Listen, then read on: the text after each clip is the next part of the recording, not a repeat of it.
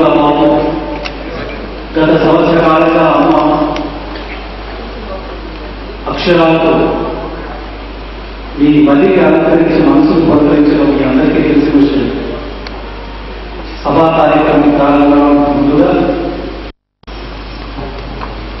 మన సంస్కృతి సంప్రదాయాల నేపథ్యం ప్రకారం చక్కటి సంగీతంతో మన ఈ సభా కార్యక్రమానికి స్వాగతం పలుకుతాం. అన్నమయ్య సంకీర్తనాలని మనకు అందించడానికి ఇక్కడ ముగ్గురు ప్రతిభావంతులైనటువంటి యువ సంగీత కళాకారులు మన మధ్య ఉన్నారు.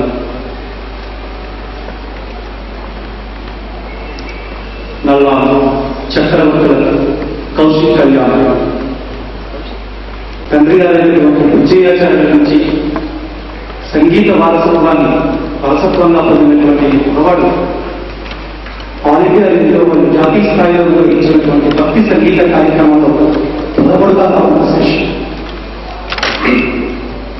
ఏ సంగీత కార్యక్రమానికైనా సరే వెళ్ళి చక్కటి ఉన్నతమైనటువంటి బహుమతిని అందుకోవడం, చిన్నప్పటి నుంచి సంగీత వాతావరణంలోనే పుట్టి ప్రవృత్తిని దాని దిశగా మరచుకోవడం కౌశిక్ విశేషం. ఇక్కడ మంగళగిరిన పాటలతో ఆదరించడానికి వచ్చిన ఇంకో కుర్రవాడు విష్ణుభక్తుల శ్రీకృష్ణ. దాదాపుగా గత 10 సంవత్సరాలుగా విజయవాడ నగర వాసులకు ఇతను చిరపరిచయం. ప్రతి కళాశాల వార్షికోత్సవ సభలో, సంగీత పోటీలలో పాడుతా తీయగాను, పాడాల నుండి మాటిలి వాళ్ళు నిర్వహించినటువంటి ఎన్నో కార్యక్రమాలలో ఇతను రాష్ట్ర జాతీయ స్థాయిలో బహుమతి పొందారు.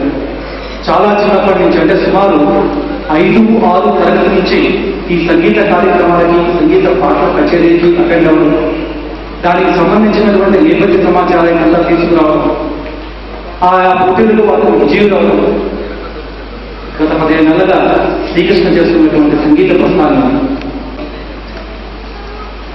ఈ పాప ఈటీవీ పాడాలి కార్యక్రమంలో, తర్వాత శారదా కళాభవనంలో, వివిధ కళాశాల వాళ్ళు నిర్వహించినటువంటి రాష్ట్ర స్థాయి సంగీత పాటల పోటీలను పరుగులాలుగా రావడమే కాక జయ జయ గణపతి అని చెప్పి సాయి శిల్ప తన గళాన్ని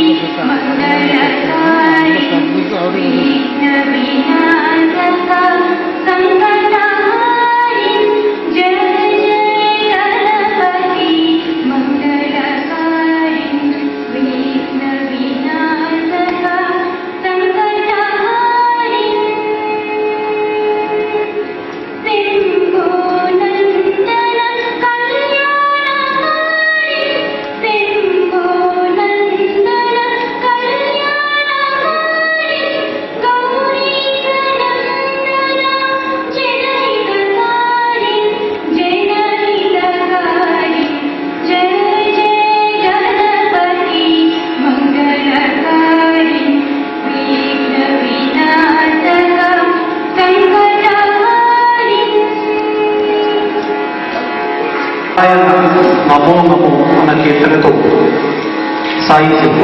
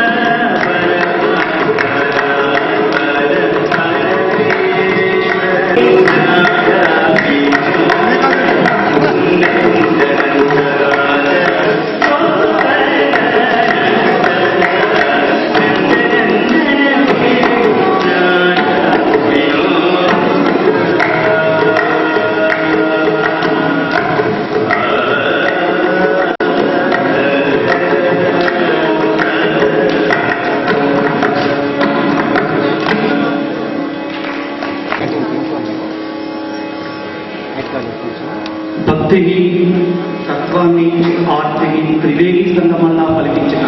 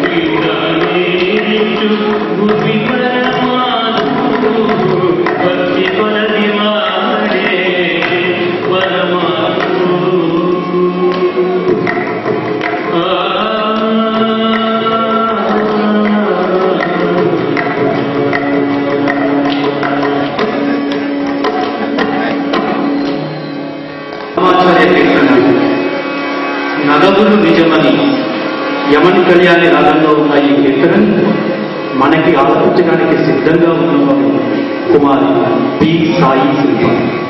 నగదులు నిజమని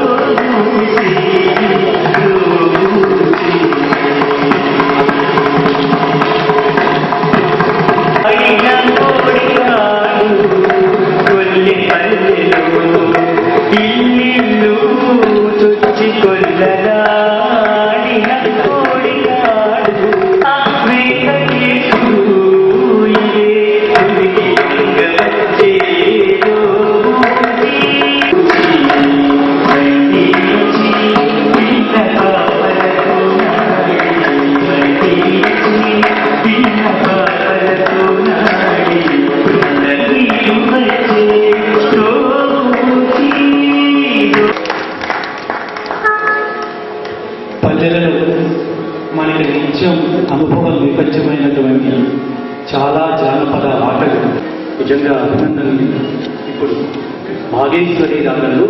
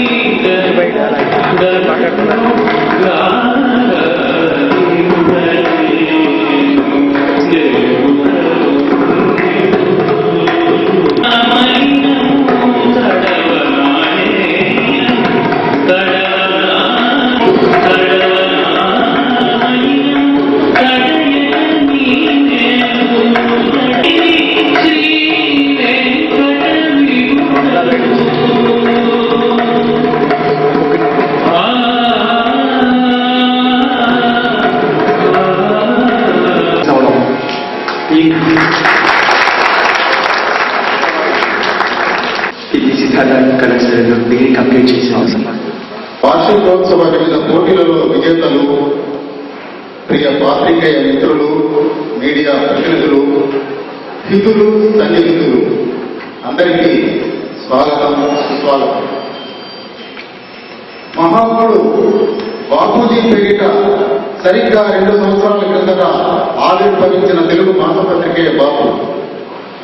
సంపూర్ణ కుటుంబ మాసపత్రికగా అశ్లీలతకి ఆమోదూరంగా ఆశయాలకి ఆదర్శాలకి కట్టుబడి ఆధ్యాత్మికత, ఆరోగ్యం, ఆర్థికం, సాంఘిక, సామాజిక రంగాలను సైతం స్పృశిస్తూ సాగుతున్న బాపు పత్రిక సాహితీ ప్రయాణంలో 2 సంవత్సరాల వెనక్కి వెళ్ళే జరుపుకుంటున్న బాపు సంపూర్ణ కుటుంబ మాసపత్రిక సాధారణంగా మిమ్మల్ని ఆహ్వానం. జన్మకి పుణ్యక్షేత్రం తల్లి, తండ్రి, గురువు.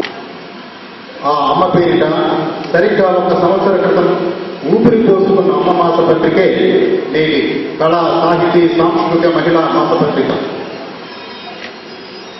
అభిమానులు సంపాదించుకొని అందరినీ అలరిస్తూ ముందుకు సాగుతోంది. బాపు ద్వితీయ వార్షికోత్సవం, కళా, సాహితీ, సాంస్కృతిక మహిళా మాసపత్రిక అమ్మ ప్రథమ వార్షికోత్సవం.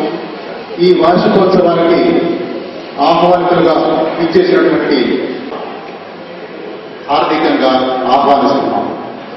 తదుపరి కార్యక్రమాన్ని శ్రీ కృష్ణారి గారు, ఎడిటర్, న్యూస్ నెట్వర్క్ నిర్వహిస్తారు. Thank you very much.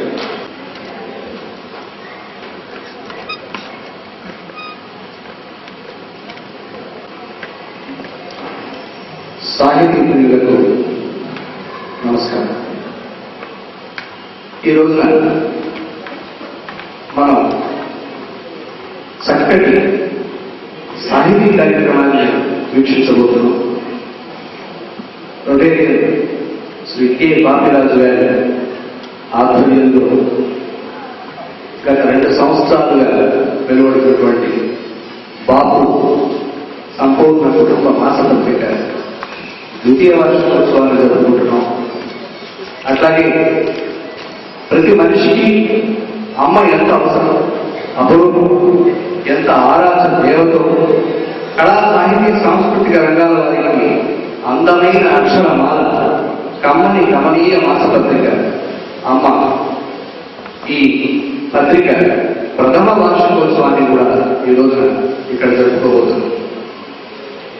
ఒకవైపు ఎలక్ట్రానిక్ మీడియా విజృంభిస్తున్న తరుణంలో పత్రిక చదవడమే కష్టమైపోతున్నటువంటి నిమిషంలో మహిళలకి ఎంతవరకు ఆదరణ లభిస్తోందో మీ అందరికీ తెలిసిన విషయం. పత్రికలు చదవడం ఒక ఎత్తు, పత్రికలు నడపడం అత్యంత కష్టసాధ్యమైనటువంటి విషయం అయిపోయింది. మరి అలాంటి తరుణంలో ఒక పక్కన ప్రకటనలు లేకపోయినా ఎంతో ధైర్య సాహసాలతో గత 2 ఏళ్లుగా మా బాపిరాజు గారు ఈ బాపు పత్రికని నడుపుతున్నారంటే నిజంగా ఎంతో ధైర్య సాహసాలను ఆయన చేస్తున్నటువంటి విషయం. ఒక పత్రికని ఏర్పాటు చేయడంలో ఆయన కృషి చేసి వారి శ్రీమతి గారి ఆధ్వర్యంలో అమ్మ పత్రికని నడుపుతున్నారు. బుడత ఆయన గురుకు బాగా తెలుసు, బుడపూడి వెంకటరమణ గారు. మరి బుడత అనేటువంటి పిల్లల మాసపత్రికను కూడా వారు తీసుకురాబోతున్నారు. అనేటువంటి పత్రికను కూడా వారు ఎలపల్లి ప్రయత్నాల్లో ఉన్నారు. మరి ఇన్ని పత్రికల్ని ఆయన సాహసోపేతంగా నడుపుతున్నప్పుడు మళ్ళాంటి సాహితీ ప్రియులందరూ ఇలాంటి పత్రికల్ని ఆదరించడం ఎంతో అవసరమైనటువంటి విషయం. ఈ కార్యక్రమానికి శ్రీ పింగళి వెంకటకృష్ణారావు గారు వారు అధ్యక్షుల స్థానాన్ని వహించవలసిందిగా శాతవాహన కళాశాల ఆంధ్రోపన్యాసకులు ఉంటారు. వారిని వేదికకి సాధనంగా ఆహ్వానిస్తున్నారు. శ్రీ పింగళి వెంకటకృష్ణారావు గారిని వేదికకి సాధనంగా ఆహ్వానిస్తున్నారు. వారిని శ్రీ అడివి వెంకట గంగాధర శర్మ గారు ప్రముఖ రచయిత, సాహితీ ప్రియులు, వారిని వచ్చి పుష్ప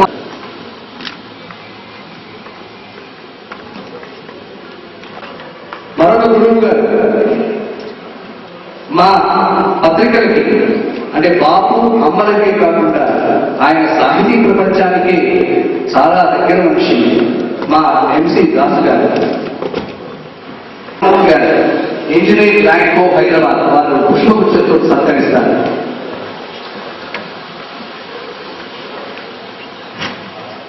దాసు గారు కేవలం నాకు ఆత్మీయులే కాదు, ఆత్మ బంధువు కూడా. వారు రాబోయే మెటీరియల్ డిస్ట్రిక్ట్ గవర్నర్ RI 3020. మరొకసారి ఆయన జూలై నుంచి Rotary governor Shrimati Yadagadda Shailaja garu, Boina Venkateswararao garu IAS, member judge district consumer forum Kakinada, Mumineni Subbarao garu బయటపడ్డారు, శ్రీ ధర్మపురుషు శ్రీ యాదవూరి లోకనాథ్ శర్మ గారు, అలాగే శ్రీ గుండవరపు ప్రజాపతిరావు గారు మా గుర్తులు, శాతవాహన కళాశాల వ్యవస్థాపకులు, నిత్య యవ్వనుడు శ్రీ ప్రజా.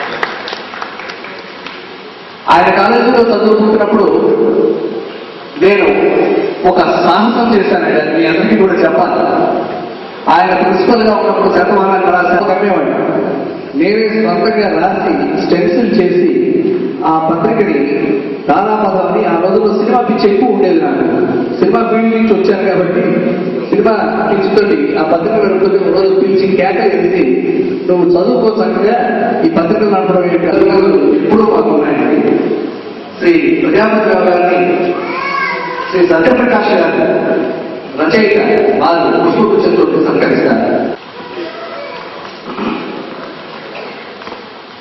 ఇలా రాయాలి, ఇలా ప్రొనౌన్స్ చేయాలి అంటూ మాకు సలహాలు ఇచ్చేటువంటి మరొక గుర్తులు శ్రీ అటవల్లి సత్యనారాయణ గారికి వచ్చారు.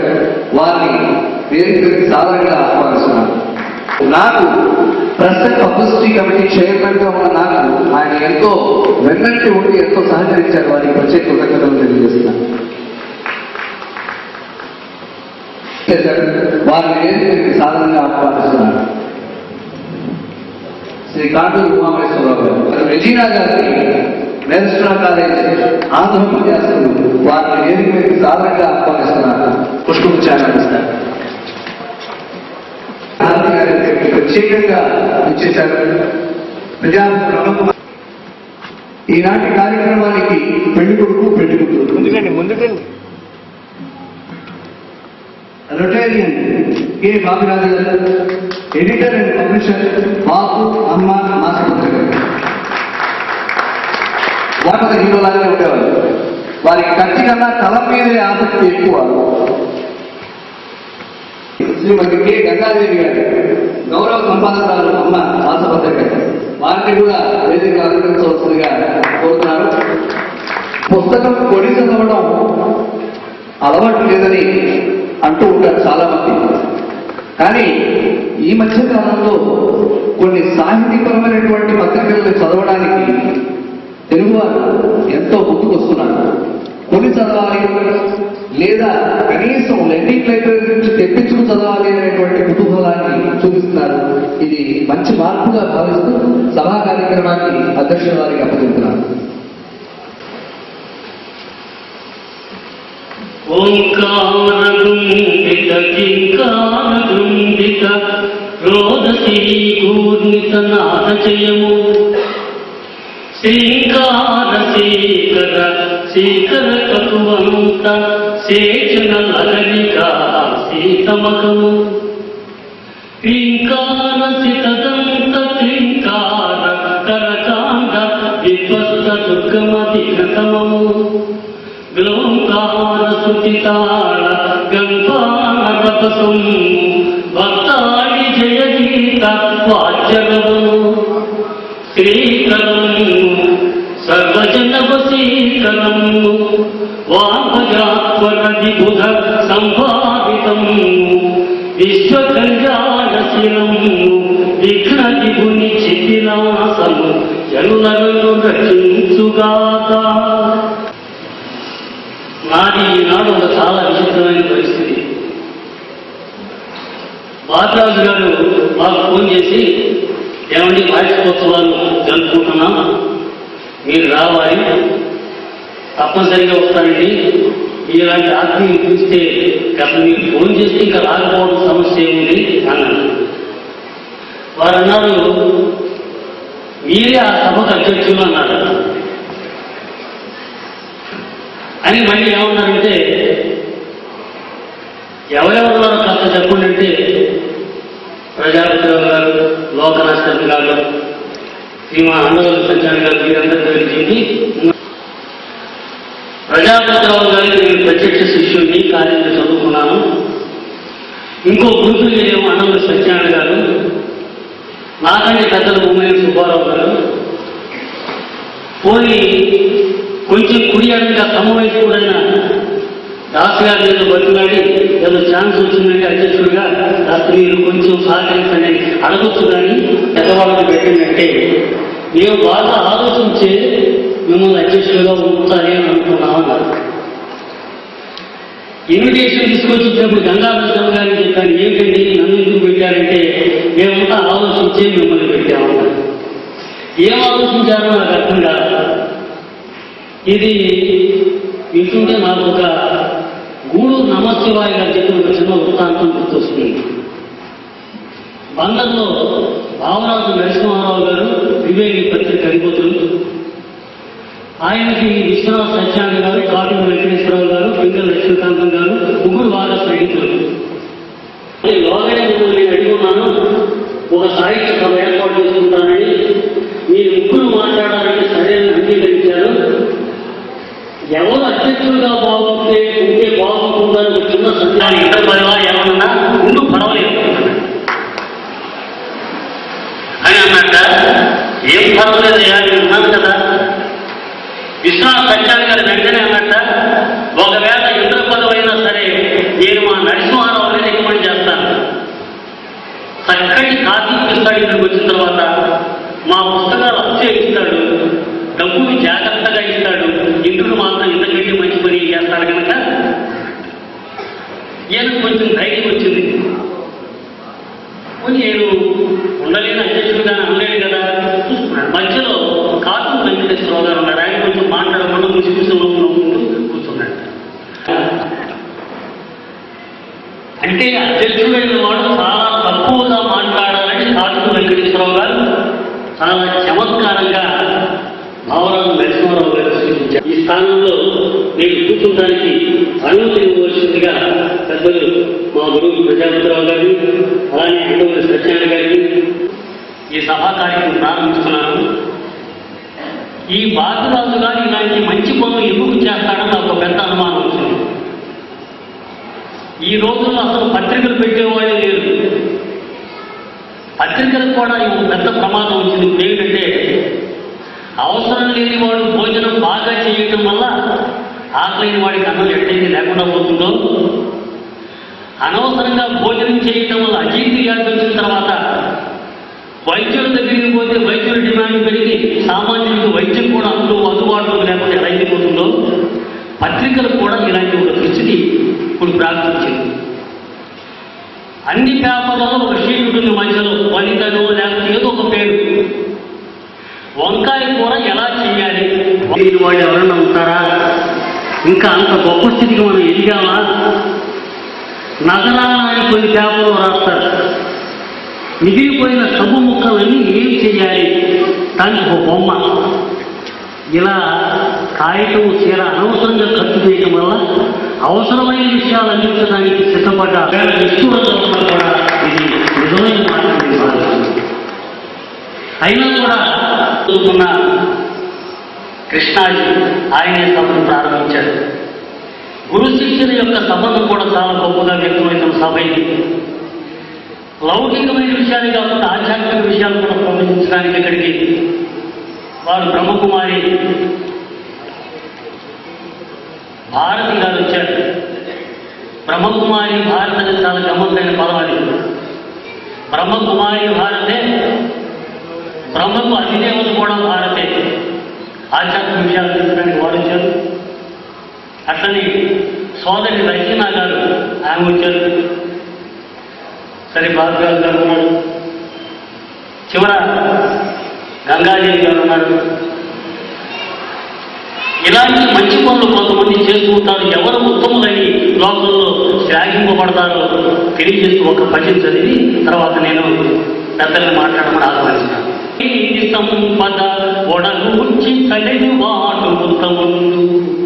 కొంతమంది ప్రపంచానికి సంపద వదిలిపెట్టిపోతారు. అది ధనం కావచ్చు, విజ్ఞానం కావచ్చు, ఏదైనా కావచ్చు. విశ్వమంతకు తాను వెలలేని సంపద ఒడగూర్చి తల్లి వాడు ఉత్తముడు. తన జాతి వారికి ధనమింత మిగిలించి మరలిపోయటి వాడు మధ్యముండు. తన కుటుంబమునకు ఇంతైన వదలిపోవ మనుజుడు లోక సామాన్యుడరయా. అయిన వాళ్ళకు అప్పులు అపకీర్తులు మిగిల్చి అడుగువాడు ఒకడు అనవాదముడు. తనకు తాను ఏది మిగిలించుకొనక కడకు తాను తానే అయినవాడు. తనకు తాను కూడా మిగులని వాడు వాడి అనంత సృష్టికి ఆద్యుడు వానికి అంజలించు. ఈ అనంత సృష్టికి తనకు తాను కూడా మిగిలిన వాడు అహం బ్రహ్మాస్మి అన్న మహావేత్త ఎవడో వాడు ఈ సృష్టికి ఆద్యుడు. వాడిని స్మరించుకుంటూ ఇప్పుడు దీప ప్రజ్వలన చేస్తారు పెద్దలు.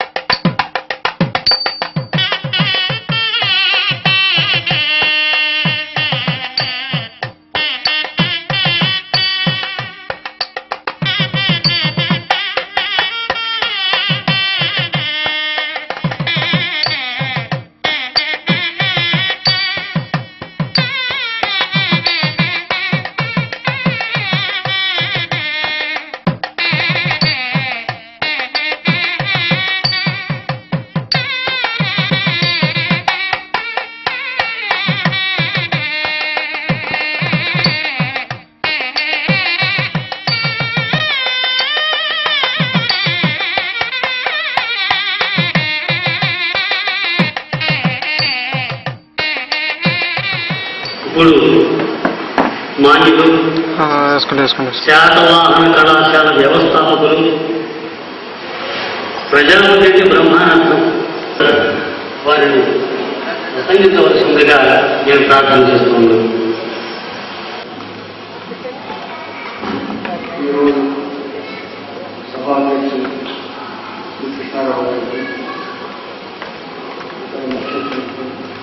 మామూలుగా ప్రపంచమంతా సృష్టించబడుతుంది.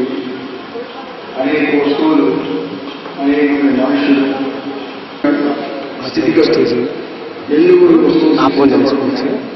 ఎందుకు కొంతకాలం పరిణామంలో అవే మరి కనపడకుండా పోతాయి, ఈ కారణం ఏంటి అని అప్పుడప్పుడు ఆయన ఇష్టాలతో లేకుండా అనంతమైన కాలం యొక్క మహిమ వల్ల అక్కడి దిగి ఇంకోళ్ళకు స్థానిక వాసులు గచ్చంతరం ఏర్పడటం ఇవన్నీ కూడా జరుగుతూనే ఉంటాయి. ప్రాణం లేని వస్తువులు ఉన్నాయి. ఈ వస్తువులన్నీ కూడా ఎందుకు సృష్టించబడుతున్నాయంటే వాటి యొక్క అంటే అర్థం అర్థం అనే మాట మనం ఏ సంవత్సరం ఉపయోగిస్తాం అంటే కావాలని తప్పని ఉపయోగిస్తాం. కానీ సృష్టిలో ప్రతి వస్తువు యొక్క దానికి అర్థం ఏంటంటే దానికి ప్రయోజనం ఉంటుంది. ఈ సృష్టిలో ఉండే ప్రతి వస్తువును మనం ఎలా ఉపయోగించుకోవాలి, దేనికోసం ఉపయోగించుకోవాలి, దానివల్ల ఒక వ్యక్తి ఏమి సాధించదలుచుకున్నాడు, ఒక వ్యక్తి కానీ ఎవరైనా ఏమి సాధించదలుచుకున్నాడంటే ప్రతి వస్తువు యొక్క ప్రయోజనం ఏంటంటే పరమార్థాన్ని సాధించడానికి ఎవరైతే ఆ వస్తువును ఉపయోగించుకుంటాడో వాడు వృత్తిలో పెడతాడు. ఎవరైతే పరమార్థాన్ని అర్థాన్ని ఉపయోగించుకుంటాడో అవన్నీ ఆ సంవత్సరాన్ని పతనం చెందుతాయి అని చెప్పి నా యొక్క విశ్వాసం.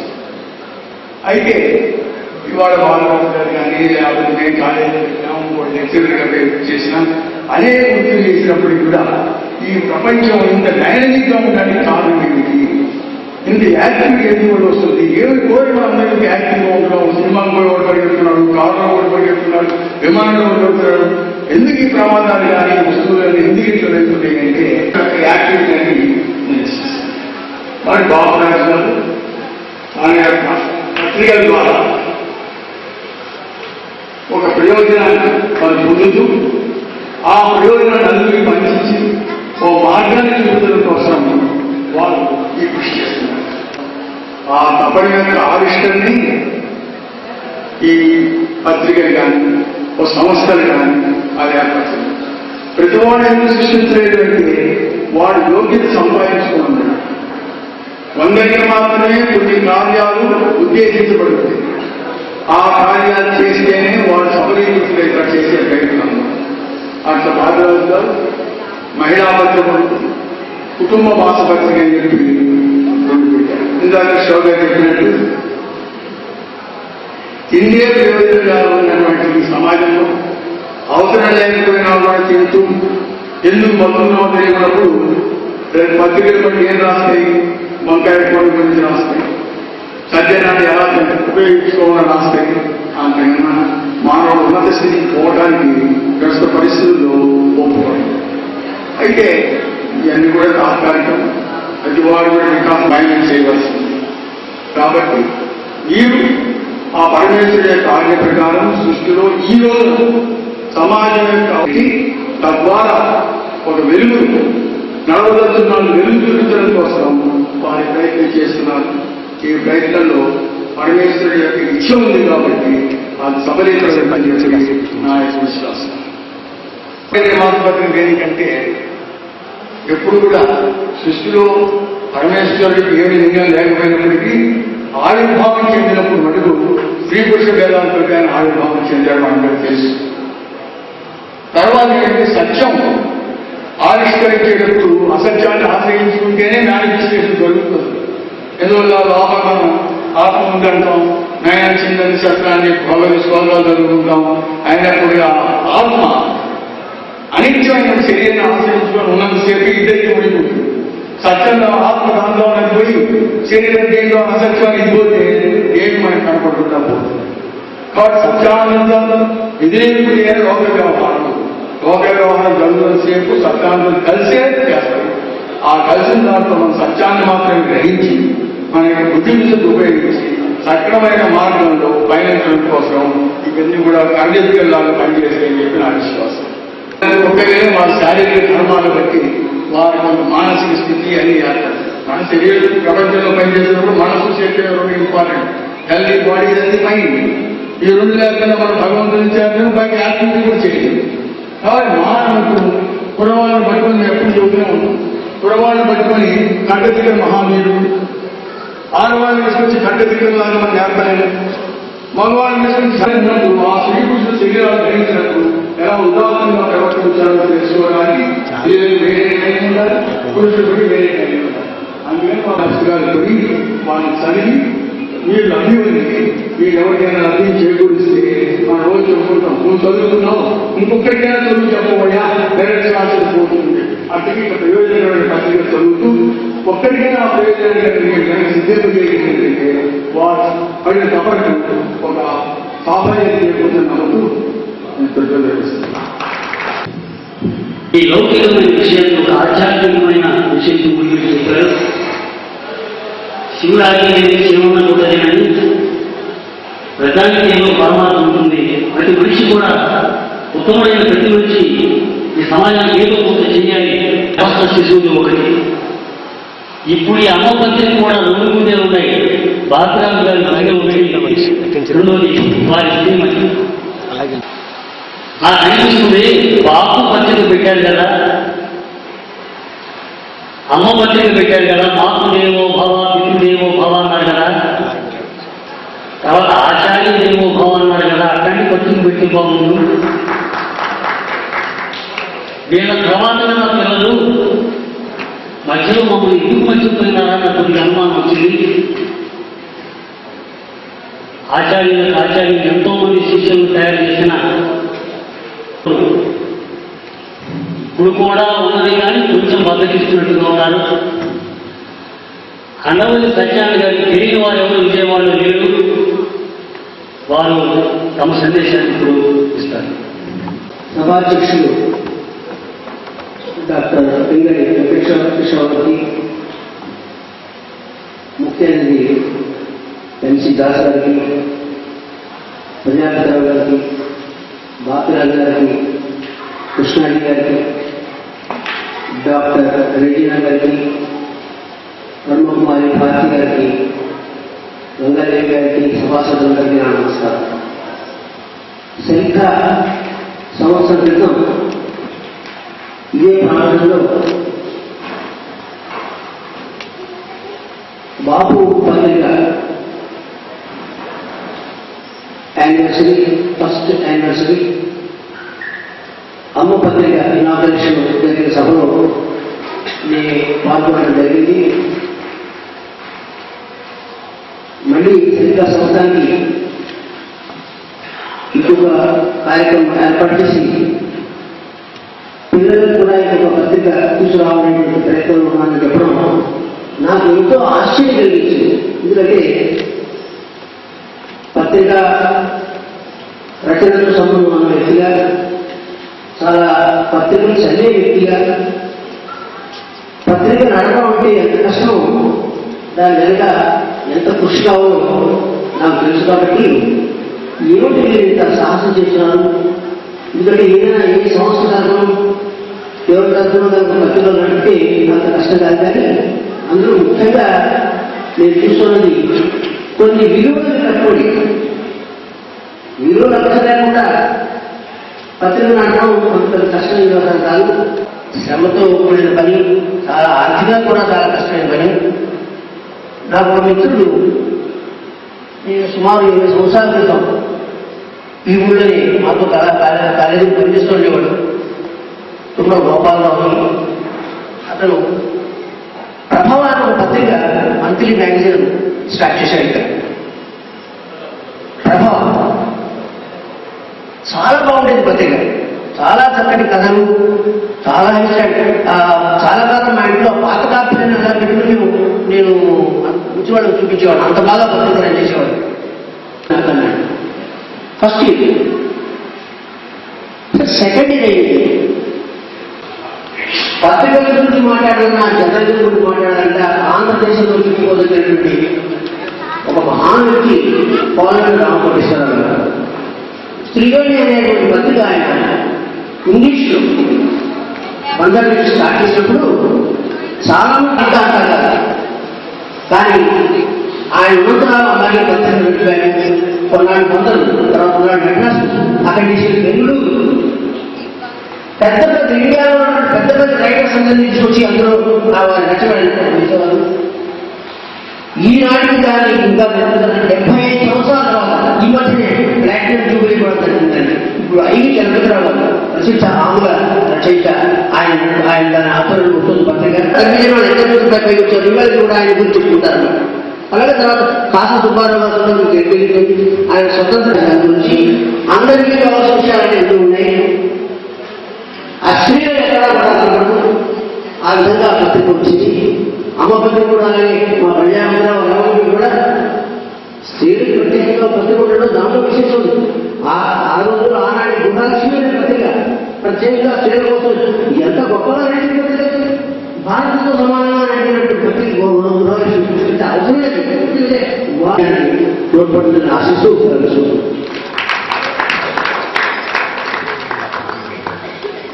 చిన్న ప్రత్యేక ఆహ్వానితులతో ఇక్కడికి వచ్చేసినటువంటి శ్రీ ముగిలేని సుబ్బారావు గారు వారిని వేదికకి సాధారణంగా ఆహ్వానిస్తున్నారు. సిద్ధార్థ వ్యవస్థాపకులు, అలాగే కార్యదర్శి సిద్ధార్థ అకాడమీ శ్రీ ముగిలేని సుబ్బారావు గారు వారికి పుష్పగుచ్చం అందించవలసిందిగా అరగ శివప్రసాద్ గారిని కోరుతున్నారు.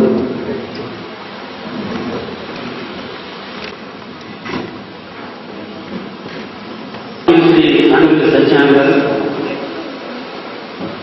బాబురాజు గారికి హెచ్చరికతో కూడుకున్న ఆశీర్వచనం చేశారు.